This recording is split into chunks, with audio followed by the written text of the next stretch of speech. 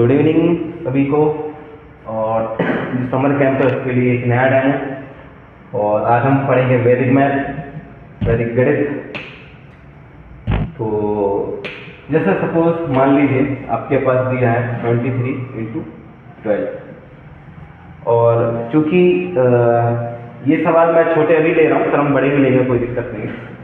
इसको अगर हम करते हैं तो हमको कैसे क्या है स्कूलों में लेकिन ये है फिफ्थ सिक्स्थ में, मुझे पता है, लेकिन पता नहीं इसको हम लोग आगे तक अप्रोच क्यों नहीं करते, समझ में नहीं आता।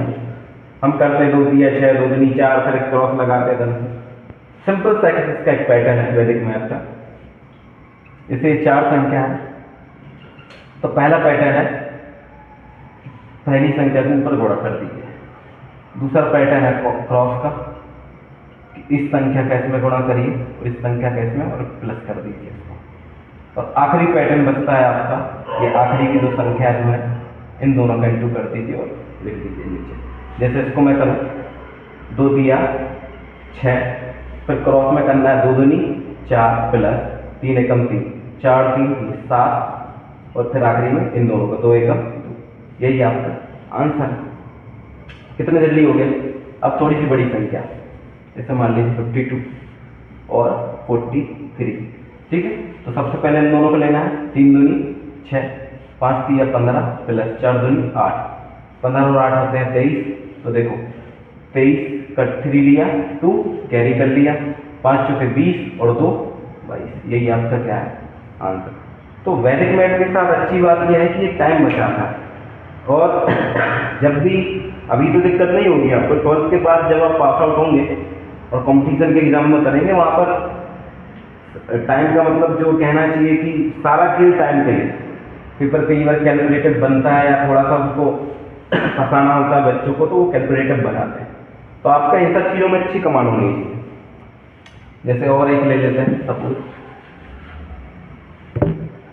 जैसे ले लिया 93 और 23, ठीक है।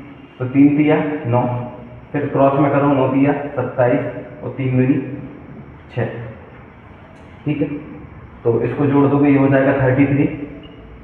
आपको 3 कैरी करना है, 9 दूनी 18, 18 और 3 21। यही आपका क्या है आंसर, ठीक है। और देखो एक सवाल और ले लेते हैं कि जैसे मान लीजिए आपने लिया 72 और 44, ठीक है। कुछ नहीं, इन दोनों का इंटू करना है, 4 दूनी 8, 7 चौके 28, 4 दूनी 8, 28 में 8 अगर जोड़ोगे तो हो जाएगा 36। तो 36 का 6 लिखना है और 3 आपको कैरी कर लेना है। 7 चौके 28, 28 और 3 होते हैं आपके 31। यही क्या है आपका आंसर। तो ये 2 डिजिट का है। अब जब 3 डिजिट की बात करते हैं वही बड़ा आता है। देखो 3 डिजिट वाला पैटर्न क्या होता है, 3 डिजिट, ठीक है। जैसे मान लीजिए मैं ले लूँ 1 2 3 एंड 2 4 3 सपोज, ठीक है। अब ये 6 संख्या है, इसका पैटर्न देख लो पहले एक बार पैटर्न समझ जाते हैं फिर हम करते हैं। और देखो स्पीड का खेल है सारा, जब 2-4 बार आप करके देखेंगे ना इजीली तरीके से बन जाएगा। तो पहले 2 स्टेप तो वही है जो हम पहले 2 डिजिट में करते थे। जैसे इसका इंटू इसमें करेंगे, सबसे पहले नीचे लिख देंगे। अच्छा डबल डिजिट में आया तो ऊपर कैरी कर देते हैं उसके दाएं साइड को। और उसके बाद अगला पैटर्न क्या होता है, ये फर्स्ट स्टेप है। सेकंड स्टेप क्या है, क्रॉस वाली, इसको इससे और इसको इससे और प्लस कर दो दोनों को। तो ये 2 डिजिट में भी होते हैं, तीसरे डिजिट में चेंज हो जाएगा। देखो क्या होता है तीसरे डिजिट में। तीसरे डिजिट में हम इस वाले का क्रॉस इससे करते हैं, इस वाली संख्या क्रॉस में और इस वाली संख्या क्रॉस, और तीनों का आखिरी जोड़ देते हैं। अगर डबल डिजिट में आता है तो टाई करके लिख के, तो 10th प्लेस से ढाई का अंक को आगे कैरी कर देते हैं। चौथे स्टेप में क्या करते हैं,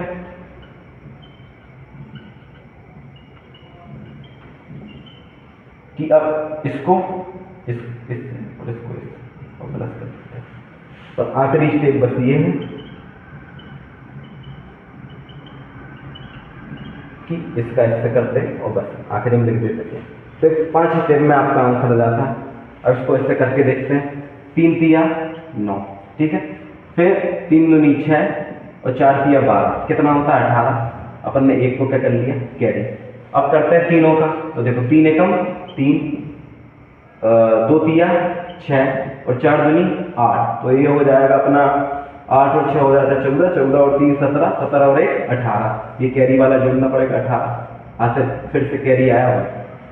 अब ये वाला 3 वाला हो गया। अब 2 वाला जाके 4 एकम 4, 2 दूनी 4, 4 और 4 8 और ये कैरी 9 आया। इसको यहाँ देखो।